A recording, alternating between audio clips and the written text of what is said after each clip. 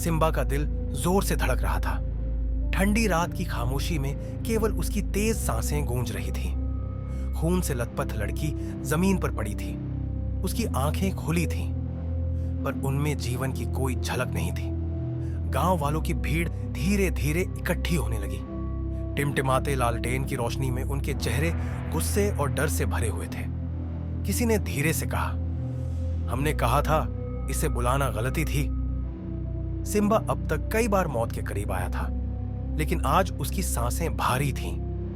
उसकी उंगलियां अब भी बंदूक की ट्रिगर पर जमी थी, जैसे दिमाग यकीन नहीं कर पा रहा था कि उसने गोली चलाई थी।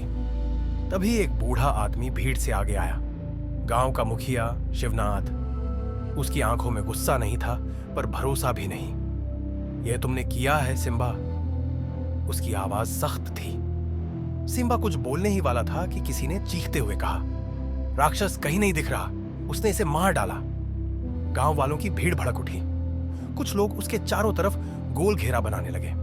रुको, सिम्बा ने कठोर आवाज में कहा और झुककर लड़की के शरीर की जांच करने लगा। खून बहुत था, पर घाव। उसने जल्दी से लड़की के गले के पास देखा। कोई काटने का निशान नहीं था, न ही कोई ऐसी चोट जिससे पता चले कि वह गोली से मरी थी। यह मेरी गोली से नहीं मरी, सिम्बा ने धीरे से कहा।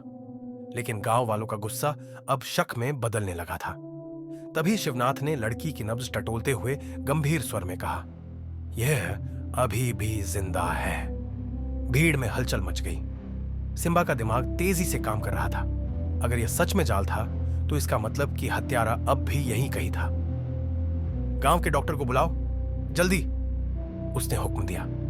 पर तभी कुएं से एक धीमी खरखराती आवाज आई, जैसे कोई अंदर से खरोंच रहा हो। सिम्बा ने सिर उठाकर कुएं की ओर देखा। उसकी आंखें संकरी हो गईं। खेल अब शुरू हुआ था। गांव वालों के शोर के बीच सिम्बा की निगाहें कुएं पर टिकी थी।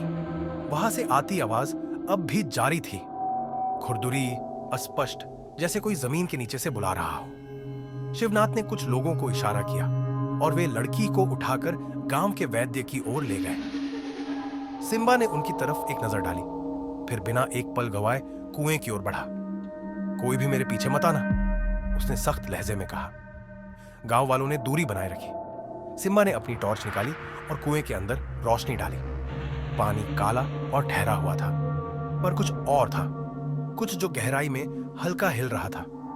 फिर एक और आवाज आई, इस बार साफ, सिम्बा बचाओ। उसका बदन अकड़ गया। यह नाम लेने वाला कोई गांव का नहीं था।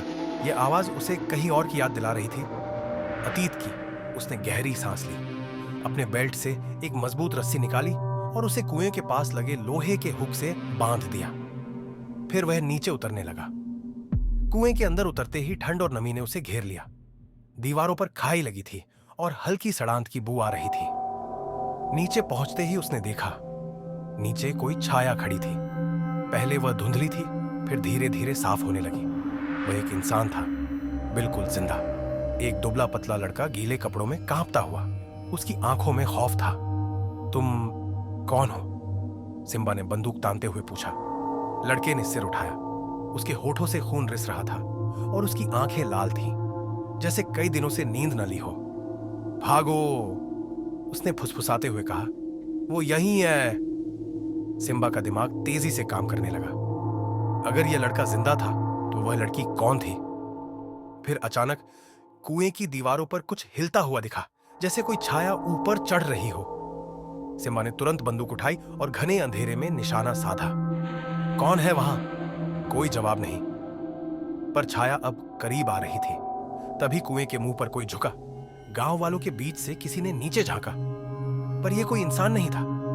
दो चमकती आंखें, खून से लथपथ एक चेहरा। सिम्बा की रीढ़ में ठंडक दौड़ गई। यह वही लड़की थी जिसे अभी कुछ मिनट पहले मृत समझकर ले जाया गया था, पर अब वह मुस्कुरा रही थी। क्या यह सब एक भ्रम था या कोई गहरी साजिश?